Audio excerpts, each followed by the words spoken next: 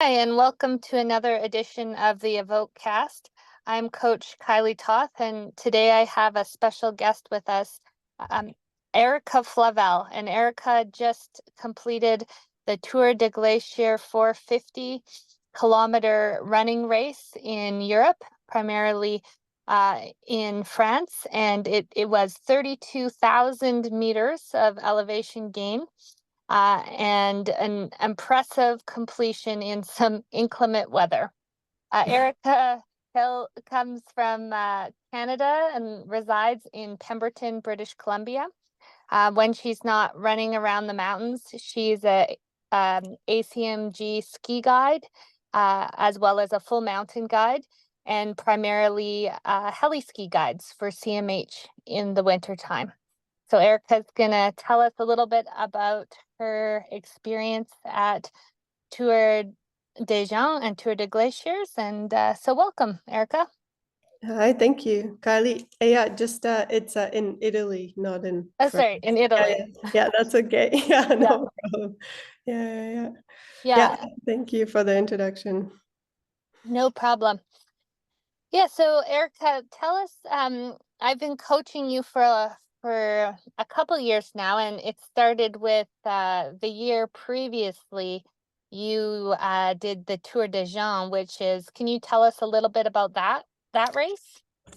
Yeah, so I guess the dream was always to do the 450, the Tor des Glaciers, but in order to get into this race, one has to complete the Tor des Geants, which is 330 kilometers and 23,000 meters, also in Italy. And I think the time limit for that race is 160 hours. But in order to qualify for the 450, you have to complete it under 130 hours. So I think that's when we kind of started working together the year prior and with that goal in mind. And yeah, and we were successful. I think I did it in 114 hours or somewhere around there, plus minus 3 hours. And so that's just roughly around 4 days. And yeah, it was quite an experience for me because I've never actually done so many days out and so much sleep deprivation. So there's quite a steep learning curve, but lots of really good things to carry over to this year's race. Yeah. Yeah, and you're pretty humble, but what place did you come? I think it was sixth or Somewhere last. there. Yeah, Yeah. yeah. So you did well as well. Um, so just for people listening, obviously the first ultra race you ever did wasn't uh Tour des Geants. Um, what was your progression to getting to this goal? Mhm. Mhm, Yeah, so I think I started with a 50-kilometer race on the coast mhm. that had, I think, 2 or 3,000 meters of elevation gain. And then I just slowly, I did it pretty systematically. I kind of went 50 to 80 to 100 kilometer race. And then I think I went maybe 120, and then I went to the 330, but with running some 80 and 50-kilometer races in between. And altogether, I think it's been a 7-year journey to get to the 450. Mhm. Yeah, yeah, I think that's a really important piece because Mhm. as a coach, one thing that I see with long distance running is there's no shortcut for putting in the mileage over a number of years to be able to get to certain goals. So, sometimes people will sign up for a 50 mile or 100K and they've been prepping maybe 8 months to 1 year, and then it's extremely hard and that's logical. It takes quite a lot of time to build that durability, Mhm. as you can attest, hey?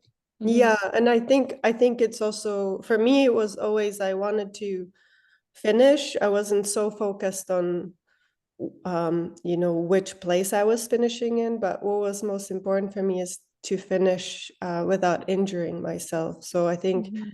I always made that quite clear to anybody I was working with. And then I've been so far very successful with this. Mhm. So yeah. Yeah. Yeah, an interesting observation about you, Erica, as a coach is a lot of runners really do run quite a lot of mileage year round, but because Erica's a heli ski guide, she doesn't run that much in the winter.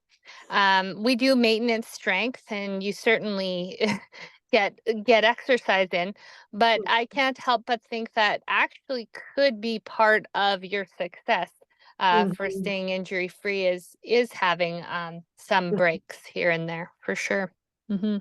Yeah, and I think like together when we work together, I definitely after the season, I always take at least 1 or 2 months off of training peaks just to not Hmm. to record, but also just yeah, just to take a break from having kind of a rigid or any kind of that kind of a schedule in my life. And yeah, maybe you are right, but then I do hit the ground running usually. Literally. Yeah, in May, Hmm. June. So it might not work for everyone. And Hmm. I did try to stay on track a bit more for the 450, and then it kind of, yeah. Hmm. Again, I definitely did most of my work in May, June, and July for sure. Yeah. Hmm. Yeah, but even now we were talking before the recording started briefly. How many weeks after the race are you? Three or Yeah, four? three. Three. Yeah, I'm starting my fourth week. Yeah. And Hmm. Erica said she hasn't been running, so you've been doing other activities. And Hmm. um, I think that's really excellent that you have enough diversity in your life that running isn't just a compulsion that you must do, Hmm. that now you can truly let your body rest because that's important as well, right? Hmm. Yeah, it's interesting. Like I tried to go for a run a week ago and it just did not feel like it was the right thing for my body. And I do find after these really big, I mean, this is my second really big event, but your body kind of tells you what it needs. And Hmm. yeah, so cycling is actually the thing that feels really good right now. And Awesome. yeah. Yeah. Yeah. So let's just talk a little bit about the races in themselves because we might have listeners who this is a goal for them. You know, they may have done 100 miles or wanting to progress from that. Yeah. So let's just start with the 330, the one that you did not this summer, but the summer before. Yeah. Um, and I know a lot of this because I'm your coach, but for the listeners, can you tell us what your planning looked like for that race? Not in terms of training, but in terms of strategy of route planning and sleep and that kind of thing. Hmm. Yeah. So like I said, I didn't have much experience. I just talked to some people that have done some long events. And so my plan was to not sleep for lot of the planning revolved around my sleeping strategy. So I didn't plan to sleep for the first 48 hours and then kind of see where I'm at. I did try to follow the theory of the REM cycle, so kind of that should be the same for all of us, so that you should sleep for an hour and a half or 3 hours or 4.5 hours. But you're trying to get in some really good quality deep sleep. Um, and that worked out for me with my first sleep. And then my second sleep wasn't such a good quality. And then I definitely got myself into a bit of a hole. And yeah, recovered a bit.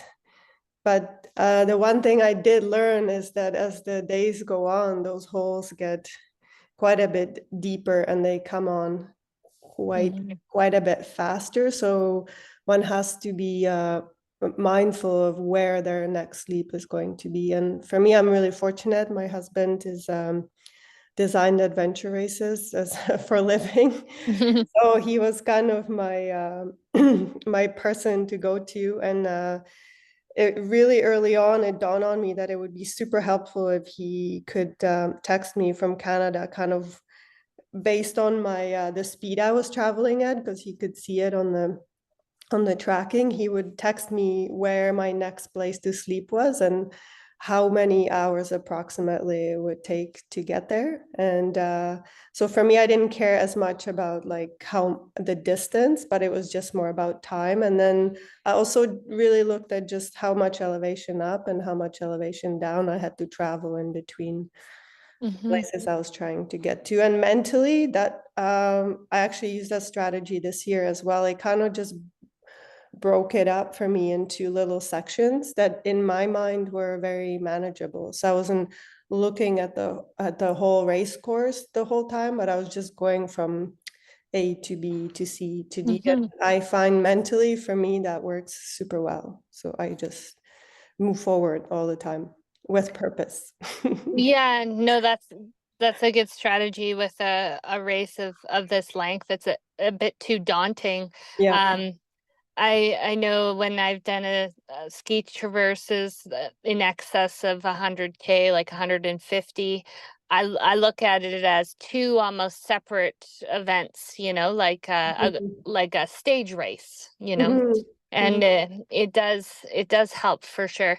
Now, for our listeners, unlike normal ultra races where there's just like aid stations with a tent and snacks, uh, Mhm. tell the our listeners a little bit about the logistics of uh the tour. They have you use huts, correct? Yeah, Mm-hmm. yeah. So the 330 is really well supported because there's 1,200 racers. It's also marked so with yellow flags along the trails.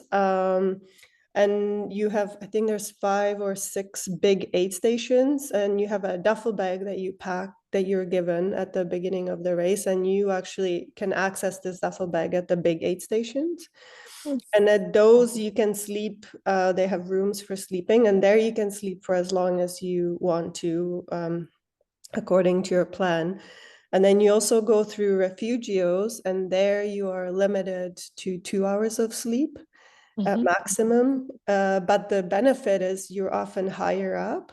So it tends to be colder. There's less people in there. If you have earplugs, you can block out the noise, and they will wake you up. So you can tell the people in the refugee, I would like to sleep for an hour and 15 minutes. And they actually take you to the room, and then you put your bag and your bib number beside your bed, and they will come and wake you up physically. So Mm-hmm. often you can get I find for myself, I can get a deeper sleep just knowing that somebody's gonna wake me up and not just relying on my Mm-hmm. alarm.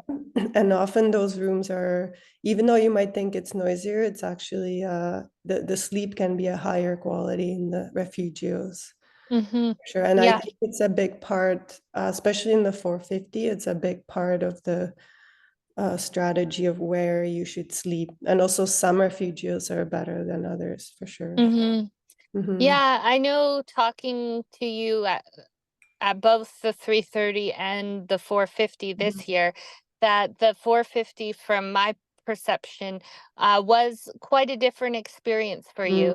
I'm not a worse experience from my gathering, but tell Hmm. me a little bit about, adding an extra 100K. I know it's to many people that'll sound ridiculous, but it's true. Another 100K. Hmm. What was the biggest difference between the two distances? And maybe even talk about going, from your 120, 330, four Hmm. fifty kind of. Hmm. Yeah, I mean it's interesting because I was told this before I went into the race this year that it's going to be a very different experience, and I kind of didn't believe it, but now I know what people were talking about. But so let's say the Lavaredo, the 120 6,000 meters. I think I did it in 22, 23 hours. So then your brain knows, okay, this is this distance I can do in just around this time, you know. And then the 330, I think I was out for 4 days. But still there was something about it. It felt quite manageable. And knowing what I know now, if I went to do that race again, I could I can easily probably cut out 8 to 10 hours just by managing my time in the aid stations. But then doing the 450, interestingly enough, I think when you're out for, I think I was out for 8 nights. So yeah, just around just 8 days, Mhm. or 7.5 days. It just adds this whole other layer, not only to your physical self, but I think to your mental game, and specifically to your sleep deprivation. Yeah, it just 120 kilometers suddenly don't take 22 hours anymore. So Mhm. yeah, Mhm. yeah. And then I think for us this year, there was a north fan came in for the last 48 hours, and that really changed what happened with the race, because I think the last day going over the pass was somewhere between -10, the temperatures. So we went from being in shorts to wearing 3 pairs of pants and a jacket. Yeah. What's the altitude some of these Mhm. passes get up to, Erica, Uh, like 4,000, no, I think No. 3,000 is kind of I Yeah. think Olosan is about 3,1. Okay. But That's not. yeah, Mhm.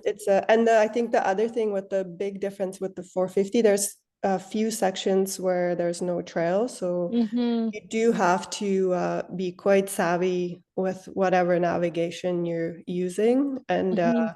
even when you're on trail, you're kind of on very obscure trails, so you should be very versed with some kind of a program that you're using, and definitely have a backup for if you Yeah. and I think for me, the really big thing this year also is like navigating at night. So actually practice that. Like, I saw a lot of people, because the first night we had quite a thick fog. And I saw a lot of people really fumbling because they're relying on their watches and the Mm. breadcrumbs, and it doesn't work in the fog. So, Mm. yeah. Yeah. Did you use your phone and Mhm. Gaia or Yeah. FatMap or yeah, Yeah, okay. I use Gaia because that's what I use in my guiding, but I Yeah. actually used it in conjunction with my watch. So I Oh, would good. use my watch primarily at night and not during the day.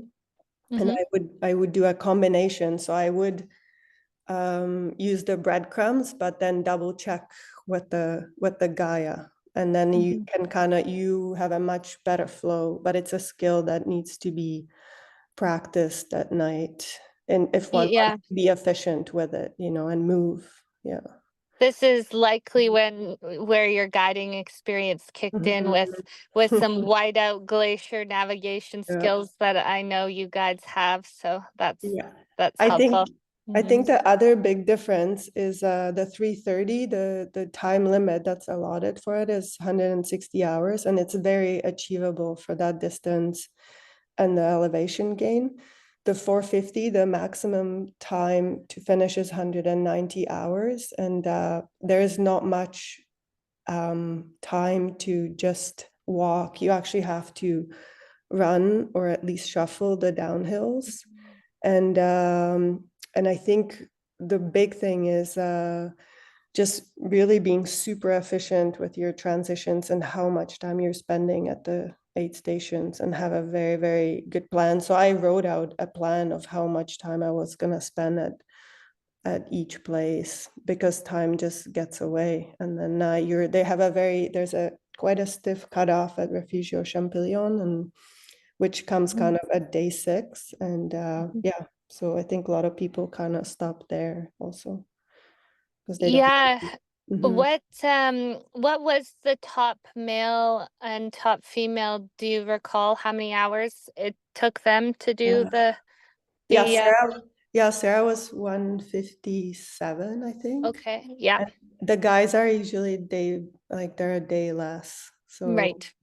Mhm. Yeah. And then for what happened also is I think I was 4 hours behind them closing one of the passes. So then Mm. I was in the group of people forced into the alternate route. And then Mhm. that adds, I think maybe 15 kilometers and another couple, 1,000 meters of climbing. So you kind of inevitably lose a whole bunch of time there. So Yeah, because 450 isn't enough, you know. You exactly. gotta do 475 just to Just really earn it. add some in there. Yeah. Yeah. But yeah, for reference, that is a tight time cutoff. If the Yeah. winner is that time, they Hmm. don't leave a lot of wiggle room. So No. that is good for people to know if they're interested in it. And Hmm. also the step up from following flags in the 330 to your Hmm. own navigation, that sounded in talking to you even outside of this call quite Hmm. significant. There was I believe you said even some like scrambling or via ferrata kind of section. I know you didn't have, I don't think you had a ferrata device, but there was. No, there's a section in the Col Neyron above the Refugier Chabot, and there's a section with chains, which Mm, is quite easy if you have dry, nice weather, or I conditions. mean, and you don't have any problem with exposure. Yeah. But this year there was lots of snow, and I end up there is guides there, but they might not always come out of the tent, so. Hmm. Yeah, I think familiarity with the route is a very, very big advantage on many levels. But I think, yeah, people should be quite comfortable with a little bit of a Hmm. exposure. Yeah. Mhm. Yeah. Um, Coaching Erica, one of the I think keys to your success, and you do have luckily the time for this, Mhm. is Erica often leading into the race kind of the month before will pre-walk huge sections of the course. Mhm. And you're Erica, you're Canadian, but you have European roots too, correct? You're Mhm. Yeah. from Yeah, I'm Czech. I'm from Prague. Right. Yeah. Yeah. So you do spend quite a bit of time in Europe, but um Mhm. as a coach, I mean that's excellent prep. You just need lots of time on your feet. But can you speak to the other reasons why you like to prep for these races in that fashion? Yeah, I mean, I think you can do it in Canada. I think it's much harder, but I think having really good familiarity with the course is especially for the 450, I think is it just really helps mentally, and Hmm. also helps if when you when you're trying to kind of plan your week based on the weather forecast that you're getting, then maybe you can kind of already see like the spots where you're going to have to maybe push a little bit more to get over some of the more difficult sections. It Hmm. also, I think it kind of gets this works for me, it might not work for everyone, but I always feel like it gets my body in a place where it can just walk forever. Hmm. And this year I kind of changed my strategy before the 330. When I did the walk, I did quite bigger distances, but this year I was trying to keep it a bit more to about 30 kilometers a day. And Hmm. I feel that actually worked out in the long run because I kind of needed everything that I had and all the skills that I had. So Hmm. For yeah, sure. yeah. For sure, yeah, we had talked about not Mhm. overdoing it, Mhm. uh, not leaving your race in your practice, so to Yes. speak. So I'm glad that worked Yeah. out. And Yeah. And yeah, also, I think it allows you to acclimatize to, mm, going over 3,000 meters. And yeah, so, for sure. Yeah, I can attest to Erica's training, even previously to going to Europe to do sort of a dress rehearsal for the event. She often does, I'd say, especially with the 330, you almost did um, like a series of training camps. I mhm. recall you coming out. Uh, Erika lives in the Squamish area and I live in the Canmore area. So she came out to the Rockies and did a lot of classic through runs, kind of back to back to back, to simulate a lot of volume in a short amount of time. So I think that's been an effective method for preparing you. Um, your week, like week in, week out, over the course of the year, I wouldn't say are crazy amounts of volume, which I actually think is good for your body and the longevity of your running. For sure, from May, when you're done guiding, until race time, you do put it in a huge amount of volume, but it isn't I think what I want to convey to the listeners is Erika's not putting in 100 mile weeks year round at all, to do these, and so I think that's been good for your body. Yeah, I think Yeah. I think in doses like you said, and with breaks in between. Yeah, but Yeah. it is it's definitely an all-encompassing experience, and I Yeah. think one has to kind of pour their heart into it. And I'm super lucky. I have a very understanding partner, and he allows me the freedom to do this. And but yeah, because especially if people are aspiring for the 450 eventually, it's a very, very big step up from the Yeah. 30. Yeah. For sure. Yeah. And would you have said, I know this year the race got a little bit more hype because there was some big names like Francois Dehaene racing in it. Um, but he would have likely run quite a bit of that course as well, in preparation, I'm assuming, likely to be able to complete it with such execution. So I think moral of the story is that it takes a lot of planning and preparation and a huge wheelhouse of racing or mileage before tackling something like this. Yeah, I think the other big difference between the two races is the 330. And I think I saw an interview with him somewhere, and he said it. The 330 is very much, you're going up, let's say 2,000 meters, and you're descending 2,000 meters, and it's this relentless up and down. Mm, And the 450 is you have less of that. okay. But you just so it's more gradual, but you're up high quite a bit more, and then you just have less of these like really steep grinding descents. There's few, but it's just then there's just they just add a bit more alpine sections in there, so that kind of changes it up. Yeah. Yeah. Yeah. And for you, again, this is for our listeners, Mark. With the fueling, um uh what kind of strategy, or are you eating mostly real food at the refugios, or are you taking in gels and carb drinks and products? Because I know GI distress is often a reason people fail at these endeavors.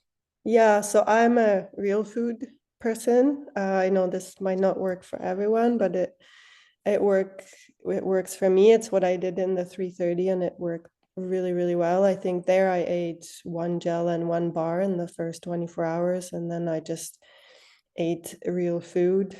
I do recall I had a cramp very early on in the 330, and I realized I wasn't taking in any electrolytes. So then I just switched that up and always had electrolytes in one bottle and water in the other one. But otherwise, I kind of decided I would show up at the aid station and then have a look and then decide what my body felt like. And that really worked for me super well. And the pasta is very al dente in Italy, so it's quite hard to digest. Mm, I definitely tend to eat more things like polenta and soup and bread. mm, And then towards the end, their selection is really great. So I was eating lots of fruit salad and lots of soups and stuff good. like that. Yeah. And then this year, I actually thought about it quite a bit, and I approached it more as I was on a big ski touring expedition, and Mm, so there we've always eaten a lot of butter because it has quite a lot of fat. mm-hmm. So I actually ended up eating quite a bit of bread with butter and jam in the refugios.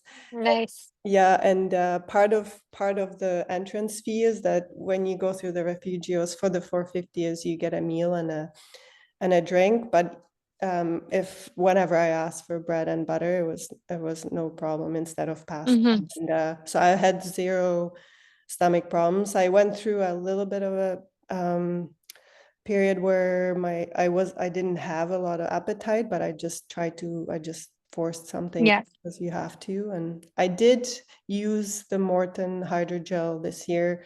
Mm, I think I had, but more towards the last 2 days, just to get a little bit more sugar in my system. yeah. Yeah. And how did you manage your caffeine intake? Because I'm over 8 days, your nights and days are just a big slurry of Mm. who knows what, right? So, how did you try to manage that? Yeah, I was like, and this year I wasn't as um I didn't think about it too much. If I was up and I was going well, I would have a coffee with my food. And then I am definitely a bit mindful. If I know I'm gonna sleep, like let's say 5 hours from when I'm eating, then maybe just limit the caffeine a little bit. But Mm-hmm. I do find their coffee really, really, really strong. So for me, I just drank milk coffee and definitely lots of Coke. Yeah, which I don't drink normally, so it tends to keep me up in the races quite well. Nice. Yeah. Mm. It tastes good in races. I also Mhm, am a big Coke fan. mhm. And don't drink it in regular life either, so that's kind of No, fun. I I did use one more thing. I did use the salt chews with caffeine also. Mm-hmm. Yeah. And I'm not, I tell myself it worked. I have no idea, but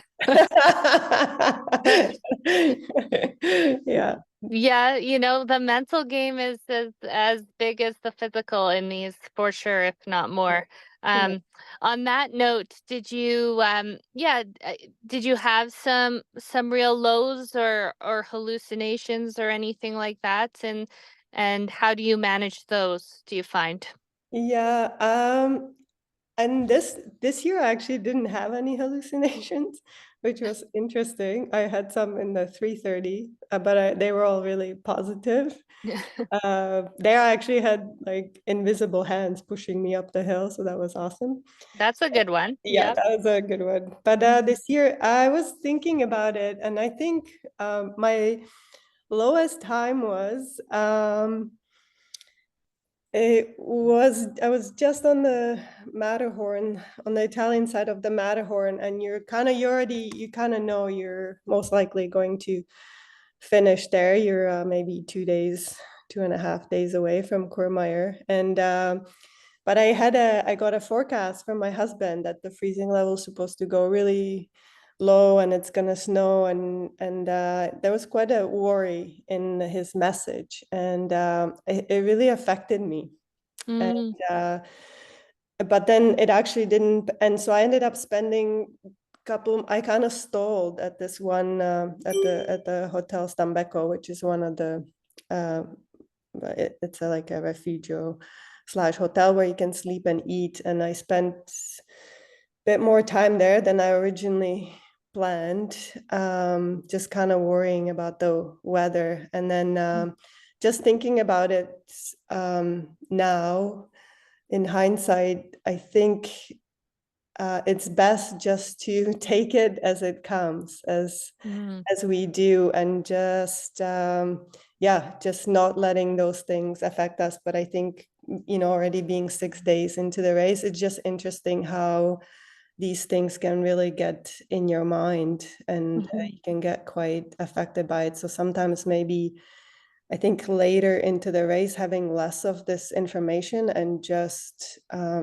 going with what you're dealt with is Mm-hmm. get better. I'm going to use that approach into the future, because Mm-hmm. it's a forecast is a forecast, and then you still have to deal with the conditions that you have out there. And then at the end, it didn't snow low, it was just raining, and it was all fine. And I could have left 2 hours earlier, and it would have changed certain things later on. Yeah, for me, I think, Yeah. including just using that time because I wasn't sleepy, and so then it kind of cuts into the time when you're not tired, and then so it has kind of a snowball effect at the end, I Mhm. think. Yeah. Hmm. Yeah, for sure. I think a combination of fatigue, so you're not Hmm. thinking maybe the same as you normally would, and then hearing the concern. Your husband's a super accomplished outdoor. Is he a guide as well, Erika? Yeah, he's a mountain Yeah, guide, and I'm a ski guide and a ski hiking guide. guide. Yeah. Mhm. Okay. Yeah, yeah, it's Uh, a guide as well, and hearing concern from him, mhm. I'm sure he doesn't tell you to be careful very often, so No. it would play in your mind. But Mhm. Mhm. yeah, that I think is an interesting part of this race versus even the 330 or some other ultras is, from my perspective, it certainly has more of a decision-making, mountaineering Mhm. feel to it, which I think Mhm. might be attractive to some of our listeners who are more avid adventure outdoor people, but also knowing the skill sets that you need to do it safely, it sounds like as well. Hmm. Yeah, Yeah. there's definitely like you definitely there's a point where you definitely need to make some decisions, especially if you have some bad weather, and the organization is not always telling you what to do. Yeah. Yeah.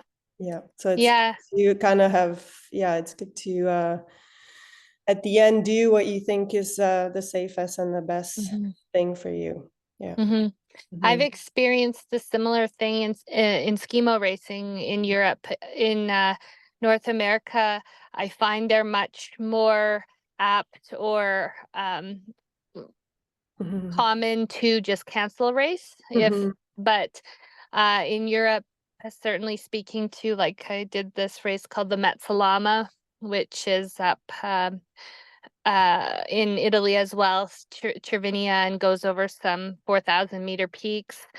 Mhm. Uh, they will run it if they possibly can, which is awesome. Like, it's Mhm. super neat, but at the same time, um, realizing that there's less hand holding than in North America, in my opinion. So you have to make sure you have the skills. Hmm. Yeah, and but it's kind of refreshing also that these races Hmm. still exist, where it's really at the end, yeah, just be smart and do what Hmm. makes sense, and not be Hmm. yeah, like you said, not just canceling a race because it Hmm. started snowing. So it's yeah, it's super cool to have those Yeah. around still. Yeah. I agree. I think that's a really neat part and what attracts both of us to this style of racing. I think still the Mhm. some real adventure for sure. Mhm. Yeah, Yeah. for sure. Yeah. Yeah, yeah. Good.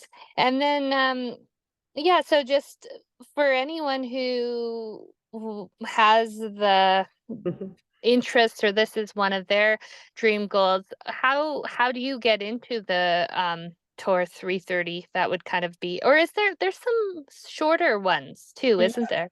Yeah, so you can either run one of the races from the Tour X company, Mm, and then I think they always, if you complete one of their shorter races, I think they have a couple 100-kilometer races, and then or even longer races, then I think that guarantees you spot in the 330, mm, and otherwise it's a lottery, and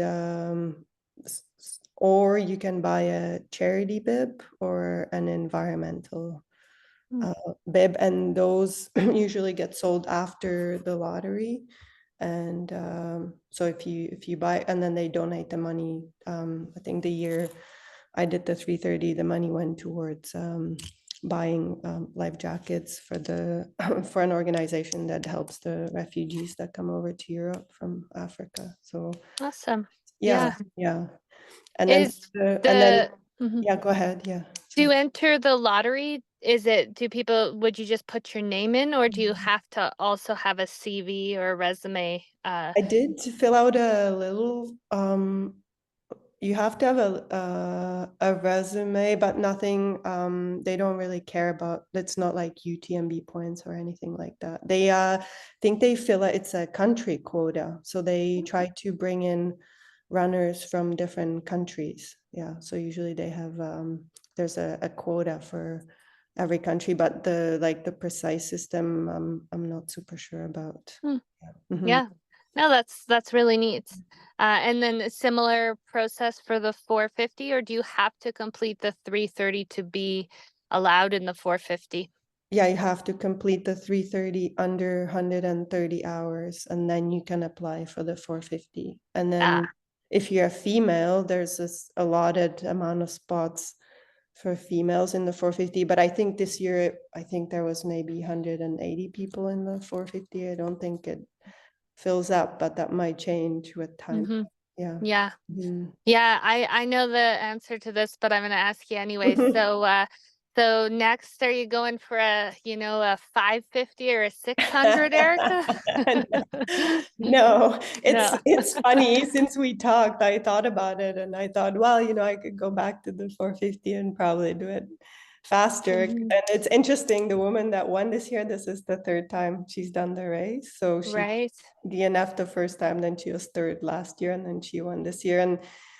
And then I actually spent 48 hours with the woman that this was her fifth time doing it, the Mm-hmm. 450.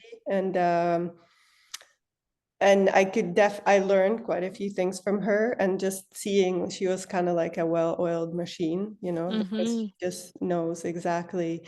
So you can definitely learn skills and ways to save time for sure. But I think for me, I'm gonna go back down to the 350-kilometer distance. I think Mm-hmm. that's my happy place. I think I feel like doing this once in a lifetime is plenty. Fair enough. I think many Yeah, people would agree that you maybe don't need to do it 5 times unless you want to. I mean, yeah. that one gal you were telling me about, who this was her fifth time, she's in her 60s too, right? Mhm. You were Yeah, saying that's yeah. just remarkable. That's crazy. Yeah. Very impressive. Yeah, good. And then yeah, so moving on to maybe some other running racing challenges in Europe Mhm. again, I think for you is next. Mhm. Um and then many people don't know, but Erika often goes in the fall to trek in the Himalayas. So you'll be leaving pretty soon for that, I think. Hey? Yeah, I leave on Thursday, but yeah, I'll be there for all of November. But it's always a conversation that we have together, and I think it's just touching on the recovery a little bit is just Mm-hmm.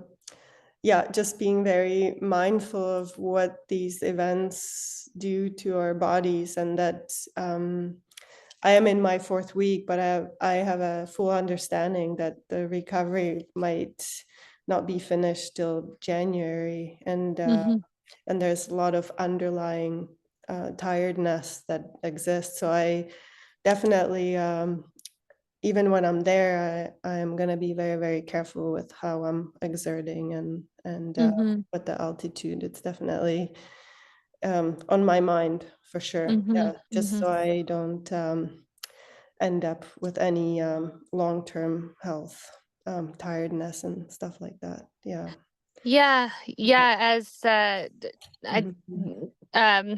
supporting Erika post race as her coach last year, especially. I think when people do this kind of a level of exertion, upwards of 100 miles, there's a real deep fatigue that can take hold, and you might feel mostly okay. Um, but it's important to monitor and take note of these shifts in mood or sleep, because you can actually have some hormone imbalances, and long-term repercussions if you don't rest appropriately. So I think that was something that we discussed last year, just taking seriously, even though they seemed fairly minor. It's important information your body's telling you not to ignore, right? Yeah, and I think one thing I didn't talk about is I had a pretty severe edema this year after the race, Mm-hmm. and I kind of after the 3:30 it was just my feet were swollen, but this year I actually had swelling kind of going from my stomach all the way down to my feet. Mm-hmm. And but there is doctors that you can go see after the race. For me, I didn't even realize that I had it the last 48 hours of the race.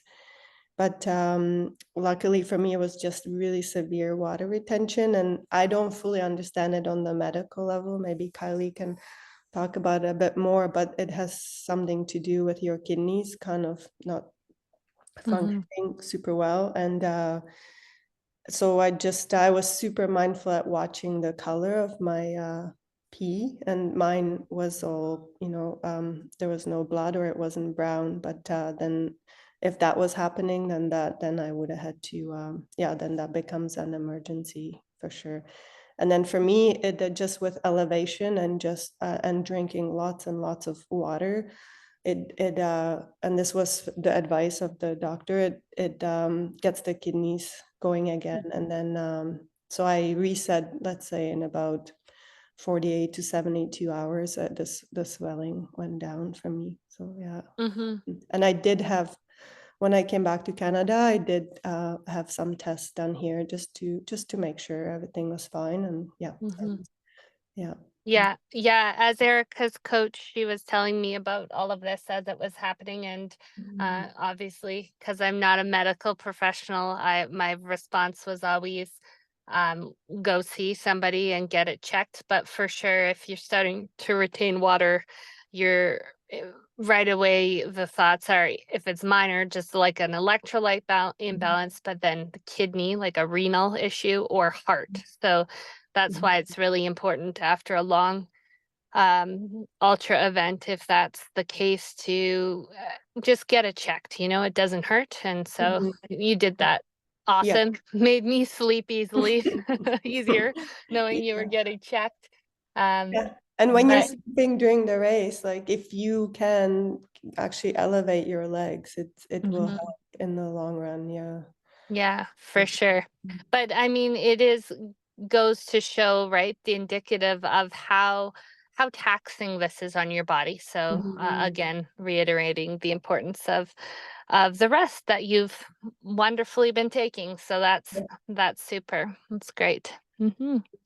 Well, yeah, thanks for your time with us, Erika. Is there anything you'd want to add to the listeners who are ultra runners who might have their sights on stepping it up to this kind of level? Um, yeah, I think just think of it more as a journey and an adventure, and I for me, what works is just thinking of it as the goal is to finish, and then and then take it as it comes. And yeah, the I would say definitely if the 450 is in your sight, then I recommend pre-walking the whole route and just Mhm. being very, very familiar with the different parts. And also, if you can pre-walk the alternate sections, just it will all come in handy when you're in the race itself, for sure. Mhm. Yeah, yeah. Yeah. Yeah. Well, it's been a pleasure to coach Erika, and I'm so proud of your accomplishment. And I can attest from all the stories and the discussions we've had that the people you've met along the way, as cliche as it sounds, and the sights you've seen, really make it a meaningful life event for you. So I'm so happy I could have be part of that journey for you. So. And then, yeah, actually, there is one more thing. I think, yeah, like you said, like thank you so much for all your help. But also, I had quite a few friends showed up to support me for the 450, and I had a friend in the 330 towards the end also. And I would say, especially for the 450, it is really, really, really nice to have some support along the way. You can do it on your own, but especially as your brain slows down, it's really nice to have some Mhm. people to help you out along the way and bring you equipment and food. And Mhm. it does go a long way. Yeah. Yeah. Yeah, it seems like the longer the event, the more of a village it takes, Yeah. Yeah. which is good in life too, for Yeah, sure. yeah, yeah, and Great. it's an amazing experience, and yeah, Mhm. I hope there's more ladies that go for it because it's yeah, it's definitely. Yeah, for sure. That's one thing I really noticed Mhm, in your event in Skimo too. The mhm, longer distance events, the sort of grand course races, there is so many fewer women. Like mhm, it's crazy. I think, well, there were only 4 women that finished the 450 this year, and that's fairly normal. So mhm, yeah. mhm. That's I actually looked at the numbers and like over the 5 years that the race has been going, I think there's less than 20 have finished altogether. yeah, wow. Yeah. So, Yeah, yeah. well, if you're a woman listening, you know it can be done because Erika Yeah. did it. So that's Totally. awesome. Yeah, Yeah, yeah, good. yeah. Super. Well, thanks for your time, Erika, and look forward to doing another one with you on after you do Yeah. another crazy adventure next summer. Awesome. Thank you so much. And thanks for Okay. everything, Kylie. Yeah. Yep. Have a All great right, thanks. day. Okay. Thank you. Ciao, ciao. Bye. Bye.